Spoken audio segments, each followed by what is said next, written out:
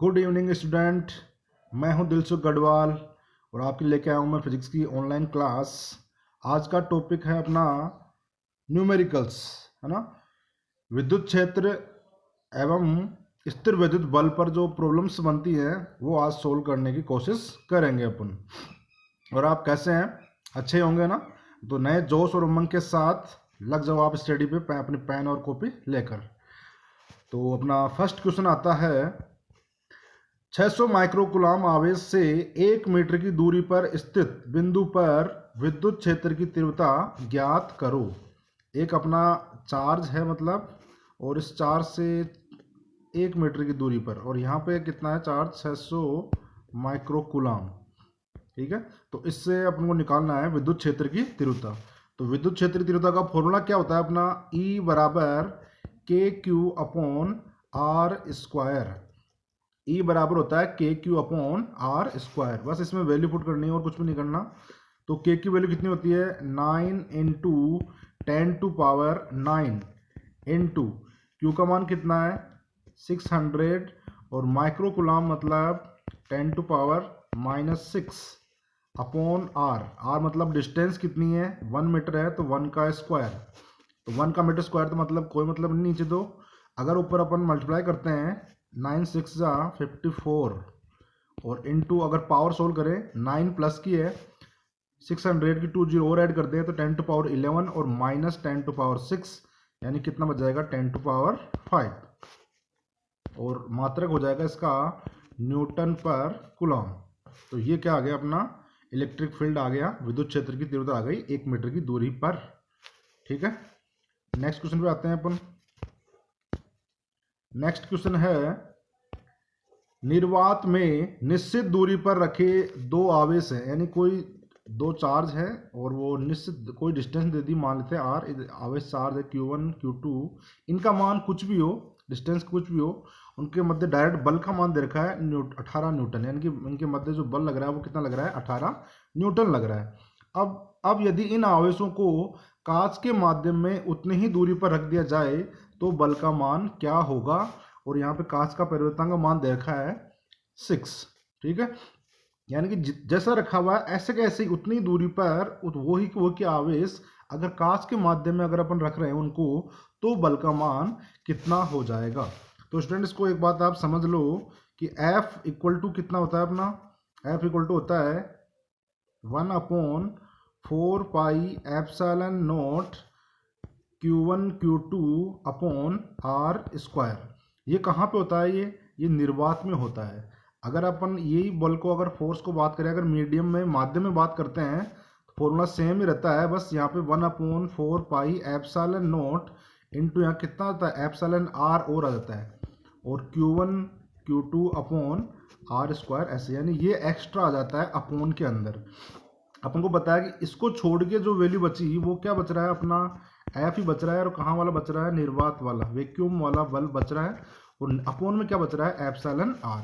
इसका मतलब ये हुआ कि अगर अपन को निर्वात में अगर फोर्स दे रखा है, तो अगर कोई भी मीडियम में निकालना है तो उसको अपन उसके परिवर्तनांक यानी एप्सिलॉन आर या के से क्या करते हैं डिवाइड कर देते हैं, तो अपने पास क्या आ जाएगा उस मीडियम के अंदर फोर्स का मान आ जाएगा।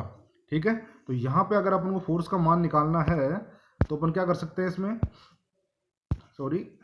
फोर्स का मान निकालना है अगर अपन को, तो किससे डिवाइड कर देंगे अपन इसके अंदर एप्सिलॉन आर से डिवाइड कर देंगे, यानी कि जो अपना बल है 18 न्यूटन और इसका परिवर्तन कितना है एप्सिलॉन का मान कितना है 6, अगर 6 से डिवाइड कर दें तो कितना जाएगा 3 न्यूटन।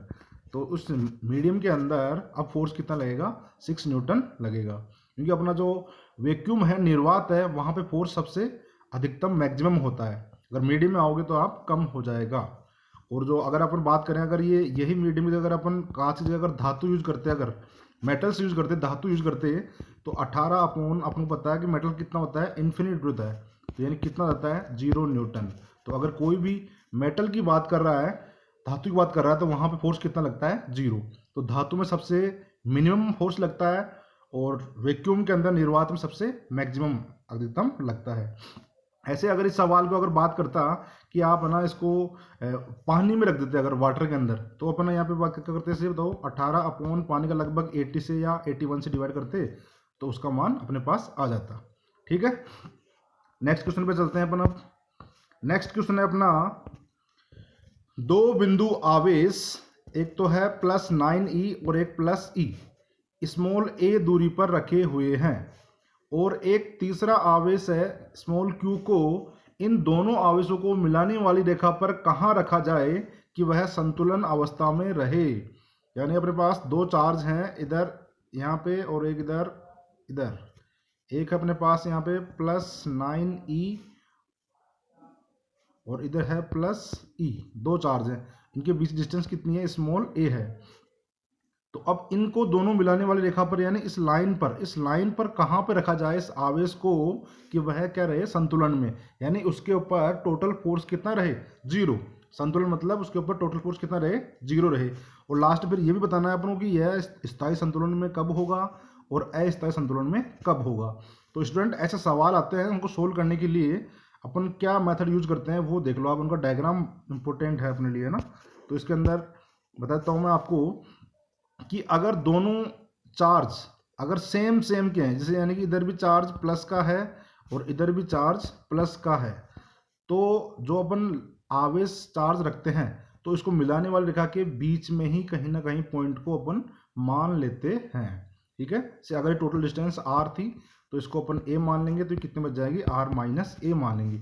यानी कि जो अपना पॉइंट आएगा जिसके ऊपर नेट फोर्स 0 है वो कहाँ पे आता है, बीच में आता है, अगर दोनों आवेश क्या रहे, सेम होंगे, यानी कि सेम प्रकृति के सेम नेचर के होते हैं, यानी दोनों प्लस प्लस के होंगे, या फिर अगर ये माइनस का है और ये भी माइनस का है तो भी वो जो पॉइंट आएगा वो कहाँ पे रहेगा, इन दोनों मिलाने वाली रेखा के बीच में ही आएगा। तो अपन बीच में इसको डिनोट करेंगे। पर अगर एक चार्ज रहता माइनस का, एक -q है और एक +q है, चार्ज चाहे कुछ भी हो, यहाँ पे +2q है मान लो इसे, तो जो अपना इन दोनों मिलाने वाली लाइन ये है, तो जो अब अगर संतुलित बिंदु निकालना है यानी जहाँ पे फोर्स 0 है, तो वो अब इनको मिलाने वाले रेखा के अंदर बीच में नहीं आएगा, वो या तो इधर वाली साइड आएगा या इसके आगे आएगा। तो वो डिपेंड करता है किसके ऊपर, कि जो चार्ज छोटा है, जो चार्ज छोटा होगा उस वाली साइड लेनी है। अगर मान लो अगर ये वाला चार्ज छोटा है तो वो पॉइंट अपन को कहाँ मानना है, यहाँ मानना है। मान लें यहाँ पे a डिस्टेंस पे ये r है, तो ये वाली टोटल दूरी कितनी हो जाएगी, a + r हो जाएगी। तो यानी जो भी अपन को पॉइंट मानना है उनको अगर दोनों सेम नेचर के होंगे तो उनके बीच में मानना है, और अगर वो असमान नेचर के हैं, एक प्लस का और एक माइनस का है, तो अपन उस आवेश की ओर बढ़ा के आगे मानेंगे जो आवेश छोटा है ना, उसकी जो उसकी वैल्यू जो छोटी है, कम मात्रा का है, उसकी तरफ उस पॉइंट को मानकर अपन सवाल को सोल्व करते हैं।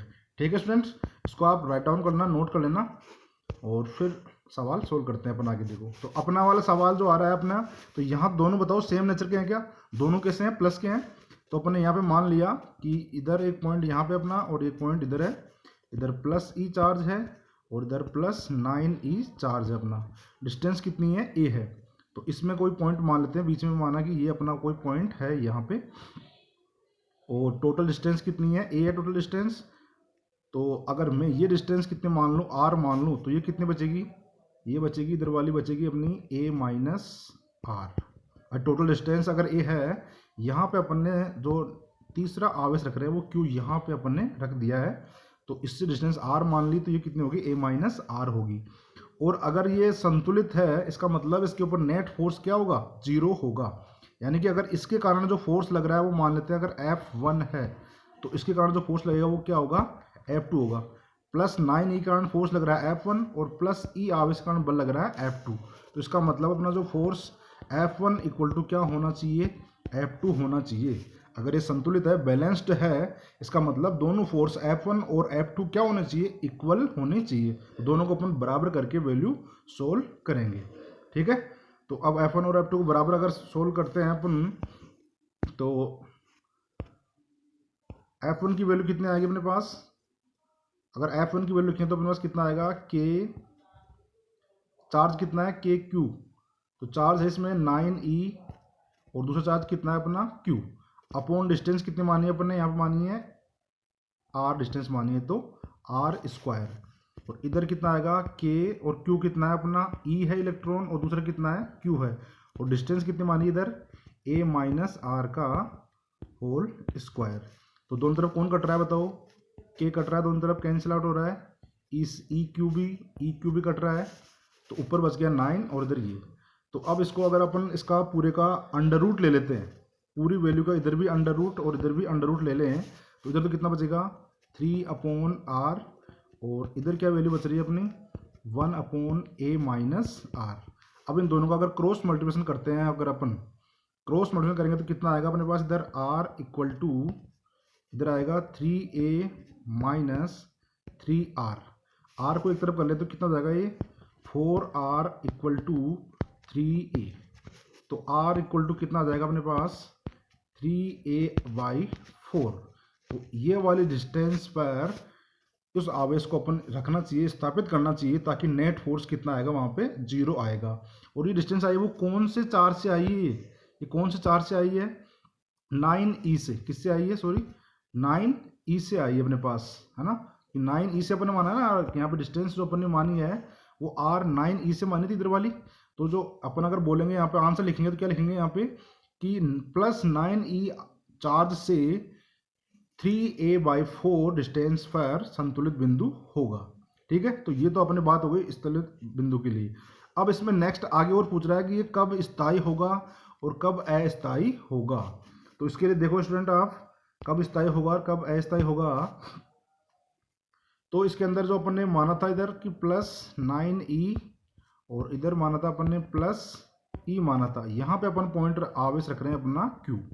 तो अब देखो ये स्थायी तो कब होगा, अगर अपन बात करेंगे स्थायी संतुलन तो कब होगा, तो वो तब होगा जब q किसका रहे प्लस का। जब जो q चार्ज अगर प्लस का है तो ये स्थायी होगा। क्यों होगा स्थायी, क्योंकि अपन को पता है कि अगर ये q प्लस का हो और इधर ये 9 भी किसका है प्लस का है, अगर इसको थोड़ा सा भी इधर लेके आते हैं अपन तो इसके ऊपर लगेगा प्रतिकर्षण बल, तो ये इसको वापस इधर करने की कोशिश करेगा और ये तो वापस यहाँ पे पॉइंट में आ जाएगा। ठीक है, और ऐसे ही इसको इधर ले जाते हैं तो ये वापस इसको प्रतिकर्षण करेगा तो ये इधर आ जाएगा, यानी कि बीच में वहीं पे आ जाएगा, ये स्थायी संतुलन होगा।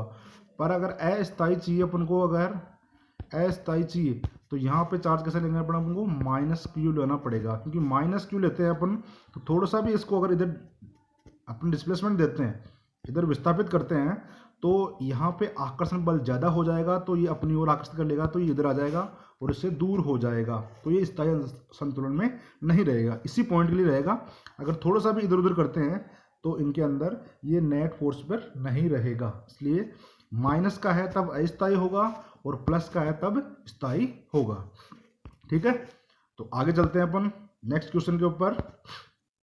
क्वेश्चन नंबर 4 देखो आप, क्वेश्चन नंबर 4 क्या कर रहा है कि दो बिंदु आवेश हैं जिनका परिमाण कितना है q, कैपिटल Q है दोनों आवेशों का, और स्मॉल r दूरी पर रखे हुए हैं।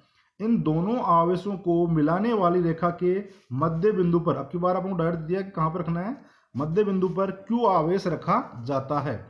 तो इस आवेश का मान एवं प्रकृति ज्ञात करो यदि संपूर्ण निकाय संतुलन अवस्था में है।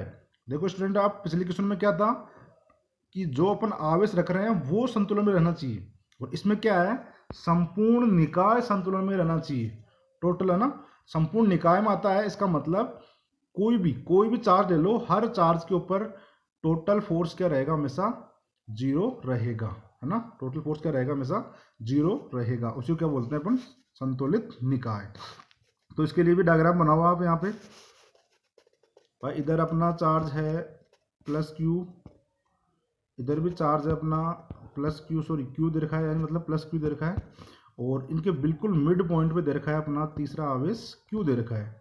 डिस्टेंस r थी, यानी ये दूरी कितनी जाएगी r/2, और ये डिस्टेंस कितनी जाएगी r/2। पॉइंट मान लो अगर मैं यहाँ पे a पॉइंट, ये b पॉइंट और ये c पॉइंट, तो हर चार्ज के ऊपर टोटल फोर्स क्या रहेगा, 0 रहेगा। तो अगर बात कर ले यहाँ पे अपन पॉइंट a पे बात करते हैं ना, कहाँ पर, पॉइंट a पर अगर अपन बात करेंगे a पर, तो a पर चार्ज कौन है q, इस पर जो भी बल लग रहे हैं उन सब का सम कितना आना चाहिए, 0 आना चाहिए। तो a पर कौन लग रहा है, एक तो अपना एक तो लगाएगा स्मॉल q लगाएगा ना इसके ऊपर बल, तो स्मॉल q के कारण जो बल है उसको मान लिया अपन ने F1। ऐसे एक और ये वाला c वाला चार्ज इसके ऊपर फोर्स लगाएगा ना, तो इस क्यू के कारण, कैपिटल क्यू के कारण जो बल है, फोर्स है, वो क्या मान लिया अपन ने, F2। तो इस एक के ऊपर जो टोटल फोर्स आएगा वो दोनों क्या आएगा, सम के इक्वल आएगा। इसका मतलब F1 प्लस F2, दोनों फोर्स को ऐड करेंगे तो क्या आ जाएगा, टोटल फोर्स आ जाएगा।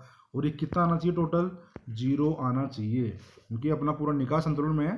तो टोटल कितना आना चाहिए, 0। ये जरूरी नहीं है आप ए पे लगाओ पॉइंट, आप बी पे मान लेते तो बी पर इस क्यू के कारण और इसके क्यू के कारण टोटल आवेश फोर्स कितना करते हैं अपन, 0 करते हैं। या सी पे ले लो आप, कोई भी आवेश ले लो पॉइंट, और उसके ऊपर टोटल फोर्स कितना करना है अपन को, 0 करना है।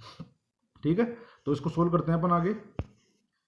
फोर्स के कारण बल निकालने के कारण तो कितना आएगा अपने पास, अगर F1 बात करें तो F1 कितना हो जाएगा अपने पास, के क्यू, और ये कितना है, स्मॉल क्यू, और डिस्टेंस कितनी थी, R/2 का स्क्वायर, प्लस दूसरे वाला फोर्स कितना था, के क्यू, और दूसरा भी कितना है, कैपिटल क्यू है, और अपॉन टोटल डिस्टेंस कितनी है, R², और इक्वल टोटल कितना आना चाहिए, फोर्स 0 आना चाहिए। ठीक है, तो यहाँ पे तो कितना अपन इन दोनों में से कॉमन क्या आ रहा है, यहाँ से दोनों में से कॉमन आ रहा है के कैपिटल क्यू और R² कॉमन आ रहा है, के कैपिटल क्यू और R² कॉमन आ रहा है। तो यहाँ तो क्या बचेगा, यहाँ पे अपने पास बच रहा है स्मॉल क्यू, और ये 2 का स्क्वायर ये ऊपर चला जाएगा, यानी कि 4Q, और प्लस यहाँ पे क्या बच रहा है, कैपिटल क्यू, और इक्वल टू कितना है, 0। तो ये वैल्यू 0 तो नहीं है, ये तो पूरी पॉजिटिव है, कि भी अपना वैल्यू पता है, आप से कुछ ना होगा, डिस्टेंस भी कुछ ना कुछ है, तो ये तो 0 नहीं है। 0 कौन है, ये वाली पार्टी अपनी। तो यहाँ से अगर अपन क्यू का मान निकालना चाहें तो इधर होगा माइनस का क्यू, और अपॉन कितना आएगा, 4। तो यानी जो अपन थर्ड आवेश लेके आ रहे हैं, 4 लेके आ रहे हैं, उसकी वैल्यू कितनी होगी, -Q/4। -Q/4 पर संपूर्ण निकाय क्या होगा, संतुलित अवस्था में होगा। ठीक है स्टूडेंट्स, आगे चलते हैं अपन नेक्स्ट क्वेश्चन की तरफ। Next question number 5। Question number 5 बोल रहा है 16 माइक्रोकुलाम और 9 माइक्रोकुलाम के दो बिंदु आवेशों को वायु में 8 मीटर की दूरी पर रखा जाता है, तो उस बिंदु की स्थिति ज्ञात करो जहां पर परिणामी विद्युत क्षेत्र का मान 0 हो। यानी स्टूडेंट देखो वही वाली बात आ गई, तो परिणामी उसके ऊपर, तो यानी कि फोर्स की बात करें या विद्युत क्षेत्र की बात करें, दोनों में सेम तरीका वही रहेगा इसके अंदर। ठीक है, तो यहाँ पे अगर मान लेते हैं भाई, इधर 16 है और इधर अपना कितना है, 9, इधर 9 माइक्रोकुलाम आवेश है और इधर 16 माइक्रोकुलाम चार्ज है, और दोनों की डिस्टेंस कितनी है, 8 मीटर है। दोनों प्लस के हैं, दोनों प्लस के मतलब पॉइंट कहाँ पे आएगा, इसके बीच में आएगा। तो यहाँ मान लेते हैं कि ये पॉइंट है यहाँ पे।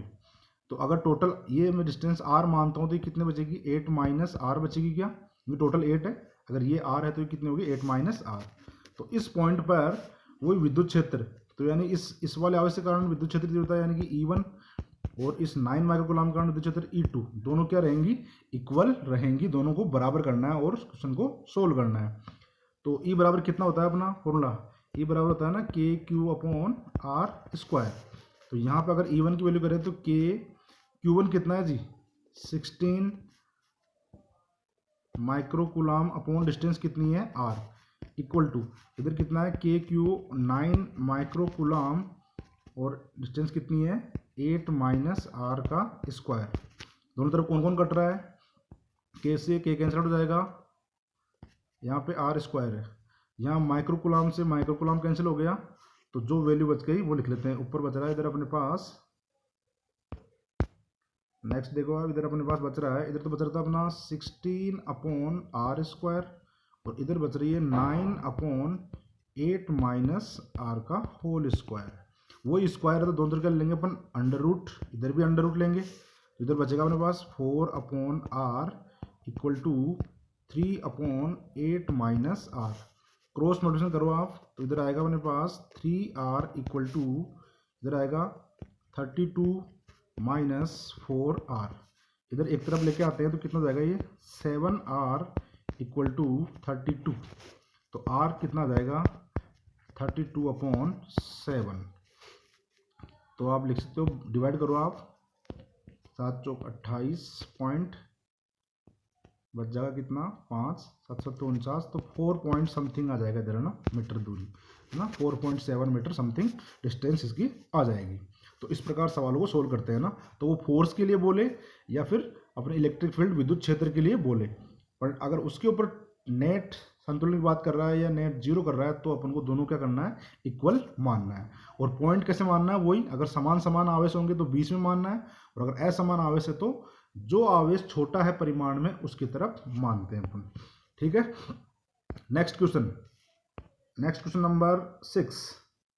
नेक्स्ट क्वेश्चन नंबर 6 क्या बोल रहा है, +9e और +4e दो बिंदु आवेश वायु में परस्पर 10 मीटर की दूरी पर रखे हुए हैं और एक अन्य आवेश इन दोनों आवेशों को मिलाने वाली रेखा पर कहाँ रखा जाए कि वह संतुलन में रहे। तो ये सेम टाइप का सवाल आ गया ना, संतुलन में रहे तो फोर्स इक्वल करना है अपन को, चाहे विद्युत क्षेत्र की बात करें या संतुलन यानी कि फोर्स इक्वल करना है, तो सेम सवाल है ये, है ना। तो इसके अंदर भी आपने ये मान लेते हैं, इधर अपना +9e है और इधर कितना है अपना +4e है और टोटल डिस्टेंस 10 है। तो अगर मैं ये वाला डिस्टेंस आज यहाँ पॉइंट लेता हूँ मैं, ये डिस्टेंस अगर r है तो ये कितनी बचेगी 10 - r। तो वो दोनों फोर्स इक्वल करना है यहाँ पे, F1 = F2 और यहाँ पे चार्ज कितना मान लेते हैं अपन, Q मान लेते हैं। तो दोनों वैल्यू पुट करें यहाँ पे तो Q1 कितना है 9e और Q और डिस्टेंस कितनी है r² इक्वल टू इधर Q1 कितना है 4e और Q अपॉन ये डिस्टेंस कितनी है 10 - r का होल स्क्वायर। कौन कट रहा है, K से K कट रहा है, EQ से EQ कट रहा है, तो जो बच गया वैल्यू अपन आगे लिख लेते हैं अपन, 9/r² और 4/10 - r का स्क्वायर। तो अपने पास बच रहा है 9/r² इक्वल टू 4/10 - r का होल स्क्वायर। वही दो बोथ साइड अंडर रूट, इधर भी अंडर रूट, तो बच जाएगा अपने पास 3/r इक्वल टू 2/10 - r। अब करेंगे दोनों को क्रॉस मल्टीप्लिकेशन तो कितना आएगा यहाँ पे 2r इक्वल टू 30 - 3r। तो इनको सोल्व, इधर 3r को इधर लेके आए कितना हो जाएगा ये 5r इक्वल टू 30 आ गया इधर अपने पास। तो r इक्वल टू कितना आएगा ये 30/5 यानी कि 6 मीटर। क्या आ गया 6 मीटर आ गया। तो 6 मीटर को आंसर को आप डायरेक्ट मत बोल देना, आप कौन से आवेश से लिया था अपने r, ये अपने लिया था किससे +9e से। तो आप लिखोगे यहाँ पे कि +9e आवेश या चार्ज से 6 मीटर दूरी पर वो संतुलित बिंदु होगा। ठीक है, तो ऐसे अपन सोल्व कर लेंगे। आगे देखो आप next question number 7। Question number 7 देखो क्या बोल रहा है। क्वेश्चन नंबर 7 कि 4 समान आवेश हैं, बिल्कुल समान आवेश हैं, प्रत्येक Q मान का है। तो Q मान का है और A भुजा वाले वर्ग के चारों कोनों पर स्थित हैं। एक A भुजा वाला वर्ग है, उसके चारों कोनों पर स्थित हैं और प्रत्येक आवेश पर शेष आवेशों के कारण कितना बल लगेगा, परिणामी बल कितना होगा, वो अपन को फाइंड आउट करना है। तो स्टूडेंट अपन देखो इधर यहाँ पे ABCD एक अपन ने स्क्वायर बना लिया है और सबकी डिस्टेंस A है, ये भी A है, ये भी A है। और अपन को पता है कि अगर अपन डायगोनल खींचते हैं विकर्ण तो ये राइट एंगल ट्राइंगल है, तो इसमें आधार स्क्वायर लंब स्क्वायर इक्वल टू आ जाएगा ना अपने पास। तो यहाँ पे कितना आएगा ये √2a, इसका विकर्ण आ जाएगा, डायगोनल आ जाएगा अपने पास। तो ऐसे अपन इसको सवाल सोल्व करने के लिए भाई कोई सा पॉइंट पे निकाल लो, आप A पे निकालो, D पे, C पे, सब पे बराबर फोर्स आएगा क्योंकि सबकी वैल्यू क्या है सेम है। तो अगर अपन ने यहाँ बात की है देखो सवाल में D के ऊपर, तो यहाँ से A वाला चार्ज के कारण जो फोर्स लग रहा है उसको क्या माना है अपन ने FAD माना है। ऐसे B से जो फोर्स लग रहा है उसको क्या माना है FBD माना है और C से जो फोर्स लग रहा है उसको क्या माना है अपन ने FCD माना है। तो यानी कि एक पॉइंट पर 3 आवेशों के कारण फोर्स लग रहा है, उसका अपन को परिणामी निकालना है। फोर्स का फॉर्मूला क्या होता है KQ1 Q2 अपॉन r²। तो अगर अपन पहले वाला फोर्स निकालते हैं FAD तो वो कितना होगा KQ1 और Q2। तो बताओ ये भी Q है इधर भी और इधर भी चार्ज क्या है Q है, इधर भी +Q है और इधर भी +Q ही है। तो यहाँ पे KQ × Q और डिस्टेंस कितनी है A से, A और D के बीच में कितनी है A, तो यानी कि A²। सोल्व कर दो कितना आएगा KQ² अपॉन A²। इसी प्रकार अगर अपन निकालें FCD यानी कि C से और D के बीच में, तब भी कितना आएगा, वही इधर भी प्लस चार्ज Q है और इधर भी +Q ही है, तो वही KQ² और डिस्टेंस कितनी है, ये भी A ही है, तो A²। अब बात करें अगर अपन FBD, B और D, तो ये तो क्या आ गया विकर्ण आ गया ना। तो ऊपर तो वही आएगा के Q1 और Q, इधर भी Q है और इधर भी Q ही है, तो K इंटू के, और डिस्टेंस कितनी है अब की बार, √2a है, तो √2a का स्क्वायर सोल्व करते कितना आएगा, KQ² अपॉन 2a²। तो तीनों फोर्स अपने पास आ गए। और अपन ने जानते हैं अपन अध्यारोपण सिद्धांत कि अगर अलग अलग फोर्स लग रहे हैं तो टोटल फोर्स निकाल क्या करते हैं अपन, उनको सदिश योग के द्वारा जोड़ के निकाल लेते हैं। ठीक है, तो इनका सब क्या करेंगे अपन यहाँ पे सदिश योग कर देंगे। तो यानी कि जो सदिश योग कर लेंगे ना अपन, तो पहले एक बार समझ देखो यहाँ पे FAD का मान और FCD का मान, दोनों का मान इक्वल आ रहा था। अपन अगर दोनों F इक्वल मान लें, और ये दोनों कैसे हैं बताओ, परपेंडिकुलर है। अगर दोनों बीच में 90 डिग्री है दोस्तों, तो आपको मैंने लिखवाया था कि अगर दोनों 90 डिग्री पे हैं तो जो परिणामी बल आता है वो कितना आता है, √2 से गुना हो जाएगा। अगर F है तो √2F, R है तो √2R, जो भी है √2 से मल्टीप्लाई हो जाएगा। तो यानी कि AD और जो CD का दोनों का जो परिणाम रिजल्ट आएगा वो कितना आएगा, √2F, यानी कि √2 KQ² अपॉन a²। तो ये तो आ गया इन दोनों के कारण। अगर बिंदु ए पर टोटल बल चाहिए तो FAD प्लस FCD और प्लस FBD वेक्टर, तीनों का सम कर लेंगे। तो AD और CD का वेक्टर का सम तो कितना आ रहा है, √2 KQ² अपॉन a², और FBD का मान कितना था, KQ² अपॉन 2a²। दोनों में से कॉमन क्या आ रहा है, KQ² अपॉन a², तो यहाँ बच गया √2 प्लस 1/2। आप चाहो तो इसकी वैल्यू और पुट कर देना यहाँ से, कि अपने पास रह गया KQ² अपॉन a², √2 की वैल्यू होती है 1.414 और प्लस 1.2 की मतलब 1/2 की 0.5। अगर इन दोनों को ऐड करते हैं अपन तो कितना जाएगा ये ऊपर, 1.914 KQ² अपॉन a²। ये अपने पास टोटल फोर्स आ जाएगा। तो ऐसे अपन इस सवाल को सोल्व कर लेंगे, है ना। ठीक है स्टूडेंट्स, आगे देखते हैं अपन। आगे सवाल है, ये आपके लिए सवाल है ना, कि सवाल दे रखा है कि निश्चित दूरी पर रखे दो आवेशों के मध्य निर्वात में जो फोर्स का मान है, बल का मान कितना है, 243 न्यूटन है। अब इन दोनों आवेशों को उतनी ही दूरी पर पानी में रख दिया जाए तो बल का मान क्या होगा। यदि पानी का जो पैरावृत्तांक का मान दे रखा है वो कितना दे रखा है अपन को, 81 दे रखा है। तो इस सवाल टाइप का सवाल आपको मैंने करवा दिया है, समझा दिया है। तो इस सवाल को आप खुद सोल्व करोगे और इसका जो आंसर है वो आप कमेंट बॉक्स में कमेंट करोगे यूट्यूब के ऊपर। ठीक है स्टूडेंट्स, तो ये सवाल आपके लिए था। आगे चलते हैं अपन, आगे खत्म हो गया आज के लिए सवाल। तो स्टूडेंट्स, आपको ये वीडियो अच्छा लगा तो इसको सब्सक्राइब करना, हमारे चैनल को सब्सक्राइब करो, लाइक करो, शेयर करो। आप शेयर नहीं करते, शेयर और कमेंट जरूर करना आप, है ना। जो क्वेश्चन सोल्व करके आंसर दिया करो आप, कैसा लगा वो भी कमेंट जरूर किया करो आप। ठीक है, धन्यवाद।